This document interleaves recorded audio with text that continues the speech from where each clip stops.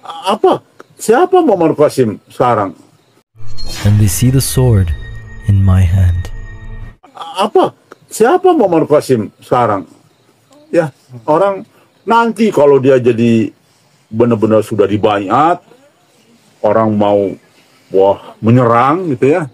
Ada dua hal yang tidak bisa diremehkan terkait Muhammad Qasim ini. Yang pertama ketika penjemputan Muhammad Qasim di bandara. Dan yang kedua adalah ketika penjemputan pertemuan untuk Maulana Abbas. Dan kedua hal ini keterkaitannya dapat diketahui oleh gerakan akhir zaman. Maka itu saya sebut dua hal ini. Jadi dari dua hal ini ada bentuk keajaiban, ada bentuk bagaimana Allah berkehendak untuk menentukan jalannya Muhammad Qasim Abdul Karim yang menunjukkan bahwa Muhammad Qasim dinaungi oleh Allah Subhanahu wa taala untuk setiap urusan dan kelancarannya. Jadi Muhammad Qasim tidak bisa diremehkan seperti itu. Dan saya juga melihat bagaimana seseorang ketika berada di pusat Ka'bah, apapun niat mereka maka akan tertuai niatnya seperti itu. Dan sama seperti saat sekarang ini saya melihat pada diri Muhammad Qasim yang saat ini beliau memang belum diislah, namun beliau tidak bisa diremehkan. Siapa saja yang bertemu dengan Muhammad Qasim Abdul Karim, seperti apa niatnya maka jadilah seperti itu. Dan itu yang saya ketahui selama saya dekat dengan Muhammad Qasim Abdul Karim. Mungkin memang tidak menutup kemungkinan untuk setiap penilaian gak bisa juga diukur dari baru bertemu ataupun sudah lama bertemu dengan Muhammad Qasim ataupun setiap hari dengan Muhammad Qasim Abdul Karim. Hal itu tidak menentukan. Dengan kekuatan militer baru gitu terjadi. Sementara ini jangan, justru harusnya Muhammad Qasim terus suruh jalan ke pasar kan, salaman dengan orang kayak mau jadi calon gubernur kalau mau. Pada video yang akan saya tampilkan, kalian akan bisa melihat bahwa Muhammad Qasim tidak sedang disembunyikan, tapi Muhammad Qasim di sini kita ajak untuk jalan-jalan. Dan juga Muhammad Qasim bertemu dengan orang-orang di sekitaran ketika Muhammad Qasim jalan-jalan. Bahkan Muhammad Qasim mendapatkan suatu momen bertemu dengan seorang aktor. Dan aktor itu bernama Pak Agus Wibowo. Dari video yang saya tampilkan ini kalian bisa melihat bahwa saya berbicara tentang fakta dan saya membuktikan dengan video tersebut tidak sedang mengarang cerita ataupun merekayasanya. Jadi berita ini valid karena saya langsung melihat dan melakukannya. Ya begitu Bang. Itu Almadi itu. Promosi lagi kan. Nah iya. Kalau Muhammad Qasim ada di tangan kita, jalan-jalan terus tiap hari. Tidak seram, tidak menyeramkan keadaan, dibikin serem-serem. Di sini saya dapat menyebutkan kepada kalian atas tuduhan yang tidak benar yang dikatakan oleh Kang Diki Chandra bahwa Muhammad Qasim tidak jalan-jalan. Di video tadi yang saya tampilkan, Muhammad Qasim bisa kalian lihat dia dibawa jalan-jalan oleh kita semua, tidak hanya saya.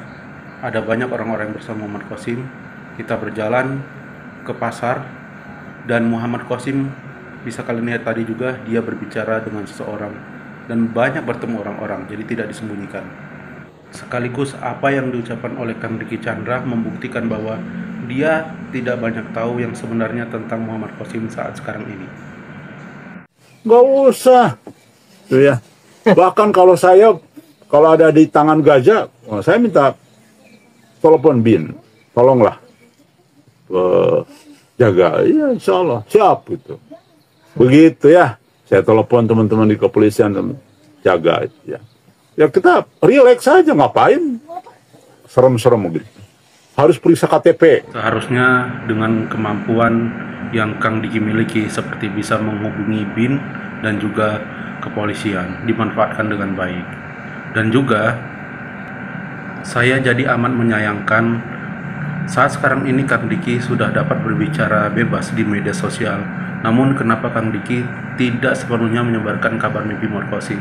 Kenapa harus menyampaikan berita-berita yang sepertinya membuat ujaran kebencian kepada pihak lainnya? Yang mau ketemu Muhammad Qasim siapa saat ini? Tadi helper kan? Nah iya, emang umat mau ketemu pede amat. Gak ada umat umum mau ketemu. percaya juga enggak. Iya. Ya kan? Iya. Lah Banyak iya. yang bully juga kan. Nah iya. Kok pede amat? Kami ya sekarang ya. Ramai. Ya. Mas, biar Ada dari Malaysia. Di sini saya amat sangat menyayangkan karena saya melihat di majelis gajah tersebut Muhammad Qasim dijadikan plesetan, yang padahal kita semua sudah tahu risiko yang diemban oleh Muhammad Qasim ketika menyebarkan mimpi ini. Selain dikatakan gila, bodoh, hinaan dan lain sebagainya, yang hal tersebut tidak perlu kita ungkap, tidak perlu kita bicarakan, tapi malah dijadikan plesetan dalam majelis yang katanya memberikan informasi akurat 1000% untuk menyampaikan kabar berita gembira mimpi Muhammad Qasim Abdul Karim.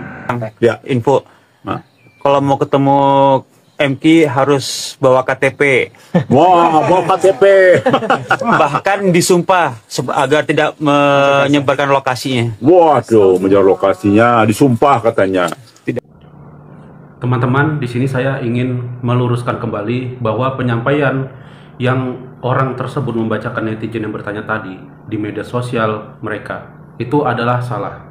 Jadi untuk orang-orang yang ingin bertemu Muhammad Qasim yang dia memang belum diketahui, maka dia diminta untuk memperlihatkan KTP itu sebagaimana hal yang sudah umum untuk mengetahui identitas seseorang dia siapa. Nah, akan tetapi di sini salahnya tidak pernah ada untuk disumpah ketemu Muhammad Qasim, tidak ada.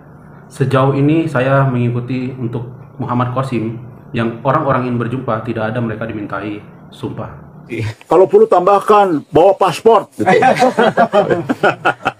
Bawa paspor gitu. Ya harusnya begitu. Wah, sekalian lah. Luar biasa kayak apa aja. Ini berlebihan. Itu sifat dajjal. Saya sudah bilang, sifat dajjal itu. Ya. Kalian sudah mendengarkannya langsung dari ucapannya Kang Diki Chandra ini, ketika dia sudah mendengar dan dia menambahkan yang seharusnya tidak ada. Dia menambahkan bahwa sekalian saja tambah paspor seperti itu dan lain sebagainya, lalu dia tertawa dan menyebutkan itu sifat dajjal. Sekali lagi perlu diingat, ketika dimintai KTP untuk bertemu dengan Muhammad Qasim, itu hanyalah sesuatu yang sudah umum untuk mengetahui identitas seseorang, tidak ada sumpah. Dan kenapa harus dikaitkan dengan sifat dajjal? Dalam hal ini tidak ada keterkaitan apapun demi kenyamanan seseorang yang ingin bertemu untuk dimintai KTP. Jadi dari sini kalian sudah bisa melihat kenapa saat sekarang ini saya sudah melakukan sanggahan-sanggahan terhadap informasi yang diberikan oleh Kang Diki Chandra. Selain ini memang dari perintah langsung dari Muhammad Qasim, sekaligus ini akan menjadi bahan pertimbangan untuk kalian menerima informasi. Manakah informasi yang benar dan manakah informasi yang salah. Dan ini bukan soal merebutkan Muhammad Qasim Abdul Karim, karena seperti yang kita tahu, siapakah Muhammad Qasim nanti di masa depan? Tidak ada yang bisa merebut Muhammad Qasim karena memang dia diperuntukkan untuk semua umat muslim, bukan untuk satu kelompok. Dan juga yang selama ini mungkin kalian menerima satu berita tentang informasi Muhammad Qasim dari satu sisi, maka saat sekarang ini menjadi bahan pertimbangan kalian. Kalian bisa menerima dua berita mimpi Muhammad Qasim atau tentang informasi Muhammad Qasim dari kedua sisi. Jadi kalian bisa mempertimbangkan itu manakah berita yang benar dan yang tidak. Mungkin ini saja untuk video saya melihat apa yang disampaikan oleh Kang Diki Chandra. Mudah-mudahan ini dapat dipahami dengan baik, dan Kang Diki Chandra mohon untuk mempertimbangkan kembali apakah yang Anda lakukan saat sekarang ini sudah menjadi kelewat batas hanya karena untuk mencari perhatian publik bahwa gajah adalah yang nomor satu dalam penyebaran mimpi Muhammad Qasim Abdul Karim. Sekian videonya. Assalamualaikum warahmatullahi wabarakatuh.